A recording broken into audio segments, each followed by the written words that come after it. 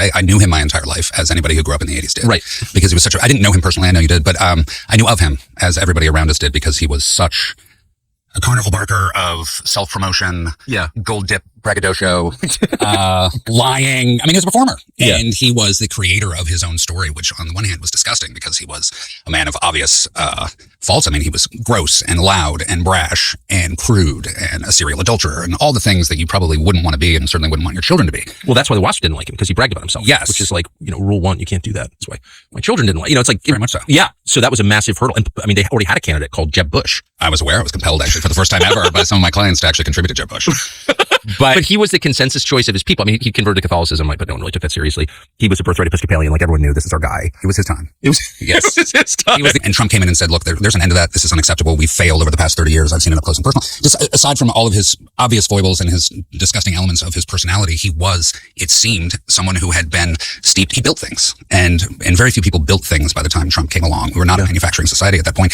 And even if I didn't like his gilded name on all sorts of properties, I don't think I took Trump seriously at all. It's like Trump, when I talked to Trump, he called me, he doesn't think he's on name.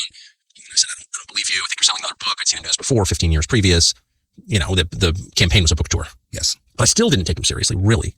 But you did. What kind of speeches did you write for Trump? Mostly about immigration stuff, rally speeches early on. Yeah. Or during the middle of the campaign. Probably not. I'm trying to think when it was late, 15. That's amazing. I didn't even know you were doing that. I had a lot of freedom to, that was the other thing, the stuff that I delivered, had a lot of freedom to, had a lot of license. I felt like I was writing from my own perspective.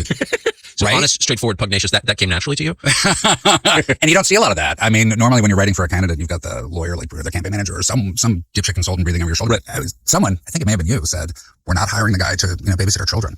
And even though he was supposedly a billionaire, yes, you could laugh at him. Yes, you could say, take issue with some of the moronic things that he says. And you put a Trump bumper sticker on your truck. So it wasn't explicitly pro-Trump, pro-God, pro-gun, pro-life, anti-Obama, and had the... So then the Trump re-elect 2020, I remember you wearing a shirt. Now, by this point, I'm defending Trump every single day on Fox News on not always Trump the man, but certainly Trump's policies, and certainly attacking people who are attacking Trump, because it became a kind of handy guide to who was against the country's most basic interests. People were hysterical about Trump. It was a political colander, I like to say. Those people, and just separated those who were pro-American and reasonable. Right. Yeah, from the rest. He was an equal opportunity lover, I got the sense. I mean, he'd had a very public life. I think he liked all kinds.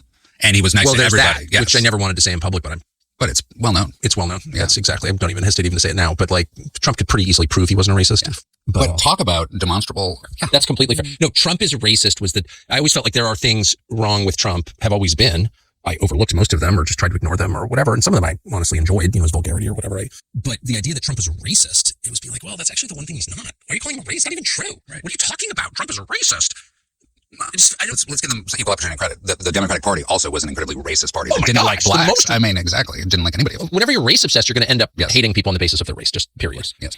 Well, he really meant it with the Bushes. Yeah. He hated them because they were WASPs. He hates WASPs, but he's also obsessed with them. I've talked about it many times. And he's obsessed with them. And he feels, the whole Mar-a-Lago was built when he was denied entry into the B&T. Yes. Which is totally been lost to history. They're directly across the street from each other. Yes. And he built his club. I happened to be there. I was in Palm Beach. It was 85 or 86, something like that. We were staying with our friends there. You were there, and we're having lunch at the Bath Tennis Club. And I was like, wow, Donald Trump is building a club across the street for basically to give us the finger. And no, we're not letting him or any of his friends in our club. And I don't think they have to this day, 40 years later. But Trump's resentment toward the WASPs was the driving force there, really. And he was an outer boroughs guy. I was bragging, I went to Penn. I'm like, okay, Penn.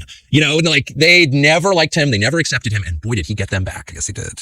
So maybe it's inevitable that you get, once the patriarchy has been overthrown, as it has been, you get a president like this, who's emotional, all about himself, is perpetually the victim. Remember they used to say the president's most valuable commodity was his time.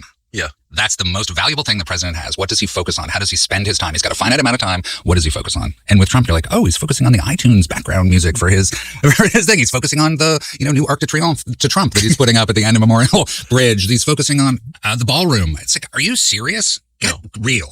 And no way am I going to be kowtowed and not saying the obvious, which is this guy has failed in his responsibility, and the moronacy and just the never ending me. It's like, I'm sorry, you've demonstrated that you don't have any personal shame. I mean, you've demonstrated that a lot. You persevered through all of these accusations of disgusting personal behavior. We're implicated in this for sure. Yes. It's not enough to say, well, I changed my mind, or like, oh, this is bad, I'm out. I do think it's like a moment to wrestle with our own consciences. We'll be tormented by it for a long time. I will be. And I want to say I'm sorry for misleading people, and it was not intentional. That's all I'll say. But anyway, Uncle Buck. Thank you for Buckley having SP me. Carlson. Thank you for having me. I love it. I love it. I will see you in Maine. I love it. Thank you.